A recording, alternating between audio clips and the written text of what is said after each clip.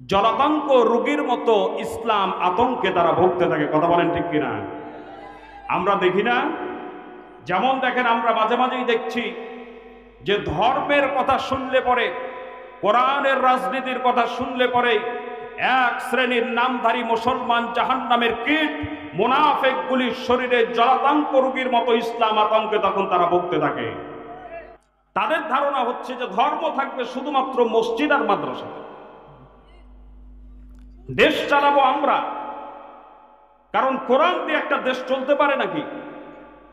কোরআন দিয়ে একটা রাষ্ট্র চলতে পারে নাকি? কোরআন মানুষকে পরিচালিত করতে পারে নাকি? মানুষকে পরিচালিত করব আমরা। কত বড় মাথা! আল্লাহর জ্ঞানকে তুচ্ছ মনে করে, নিজেদের জ্ঞানকে তারা বিশাল আকার মনে করে। কথা বলেন ঠিক কিনা? আমার ভাইয়েরা, কোরআন এরা শুধুমাত্র তেলাওয়াত করার জন্য আসে নাই। ওরা মনে করে শুধুমাত্র তেলাওয়াত করার জন্য এসেছে, কিন্তু এ কোরআন শুধুমাত্র তেলাওয়াত করার জন্য আসে নাই।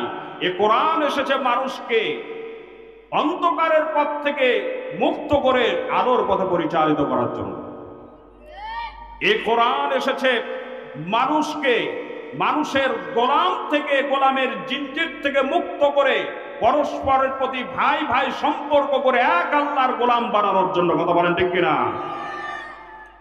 সুতরাং এজন্য তারা ভয় করে যে কোরআন প্রতিষ্ঠিত যদি হয়ে যায়, আমরা তো আর নেতা থাকবো না, আমরা হয়ে যাব ভাই।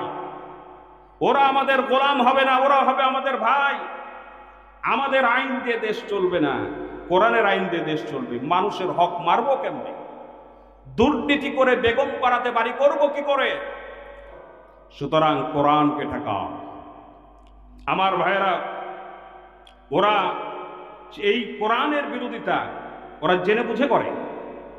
অন্যান্য ধর্মের গ্রন্থের বিরোধিতা কিন্তু তারা করে না, অন্যান্য ধর্মের বিরোধিতা করে না। ওরা করে শুধুমাত্র কোরআনের। কারণ এই কোরআন মানুষের অধিকার প্রতিষ্ঠিত করে মানুষকে সুন্দর সুখী সমাজ উপহার দেয়। এই কোরআনের কারণে আমার বন্ধুগণ, এ কোরআন যে মানুষকে মানুষের উপর থেকে প্রভুত্বকে খতম করে এক আল্লাহর গোলাম বানায়, এই জন্য মক্কার কাফের মুশরিকরাও কোরআনের আকর্ষণে তারাও কিন্তু মগ্ন ছিল, তারাও কিন্তু কোরআনের প্রতি আকর্ষিত ছিল। ওরাও কোরআনুল কারীমের তেলাওয়াত শুনত। মক্কার আবু জেহেল, আবু লাহাব, উতবা, সাইবা, মুগীরার গোষ্ঠীরা প্রকাশ্যে কোরআনের বিরোধিতা করেছে, কিন্তু গোপনে গোপনে বিশ্বনবীর কণ্ঠে পবিত্র কোরআনের তেলাওয়াত তারা শুনতে। বলেন সুবহানাল্লাহ। তারা গোপনে গোপনে কোরআনের তেলাওয়াত শুনত এবং চিন্তা করল, আমরা নিজেরাই যদি কোরআনের প্রতি আকর্ষিত হয়ে যাই, তাহলে মানুষদেরকে কোরআন থেকে দূরে সরাবো কি করে? তখন তারা আইন পাশ করলো, যে আইন এখনো তাদের উত্তরসূরিরা যে আইনকে এখনো ফলো করছে, এখনো যে আইনকে তারা বাস্তবায়ন করছে, ওই আইন তারা তৈরি করলো। আল্লাহ পাক বলছেন, কাফেররা ঘোষণা করলো, ওয়াকালাল্লাযীনা কাফারু লা তাসমাউ লিহাযাল কুরআন। আল্লাহ পাক বলছেন যে কাফেররা একটা আইন তৈরি করলো। তারা আইন তৈরি করলো, বলল যে লা তাসমাউ লিহাযাল কুরআন, কোরআন কেউ শুনবেই না, বরং যেখানে শোনানো হয়, যেখানে কোরআনের কথা বলা হয়, সেখানে ডিস্টার্ব করো, বাধা দাও। যদি কোরআনকে বাধা দিতে না পারো, তাহলে আমরা পরাজিত হব। আর যদি কোরআনকে বাধা দিয়ে যদি স্তব্ধ করে দিতে পারি, তাহলে আমরাই নেতা হয়ে যাব। ওদের আইন তাদের উত্তরসূরি হিসাবে আজকেও ফলো করছে এক শ্রেণীর নামধারী মুসলমান মুনাফিকগুলি। কথা বলেন ঠিক কিনা? আমার ভাইরা, ইসলাম আল্লাহ পাক দিয়েছেন একটা মানব সমাজকে পরিচালিত করার জন্য। এটা শুধুমাত্র তেলাওয়াত করার জন্য আসে।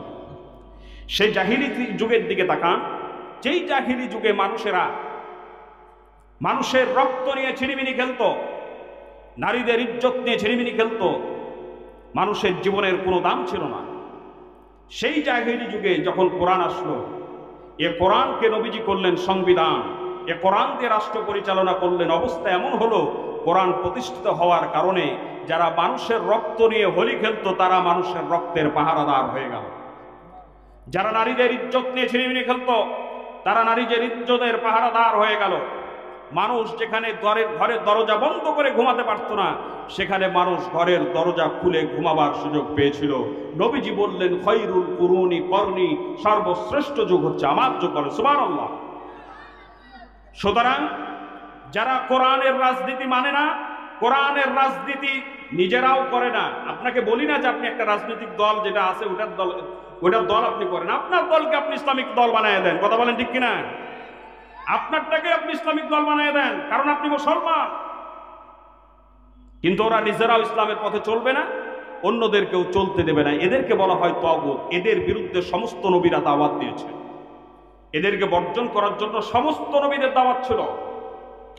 আল্লাহ পাক বলছেন, ওয়ালাকাদ বাআসনা ফি কুল্লি উম্মাতির রাসূলা আন ইউবুদুল্লাহা ওয়াজতানিবুত তাগুত।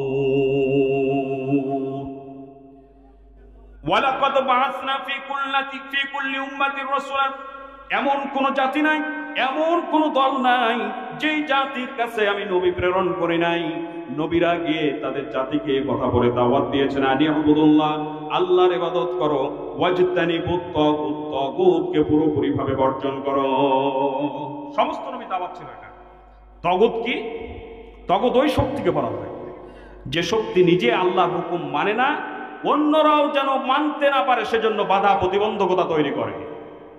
সুতরাং এরা নিজেরাও কোরআনের রাজনীতি মানবে না, অন্যরাও যেন কোরআনের রাজনীতি করতে না পারে সেই জন্য বাধা প্রতিবন্ধকতা করছে। আল্লাহ পাক বলছেন ওদের বিরুদ্ধে সমস্ত নবীরা দাওয়াত দিয়েছেন তাদেরকে বর্জন করার জন্য।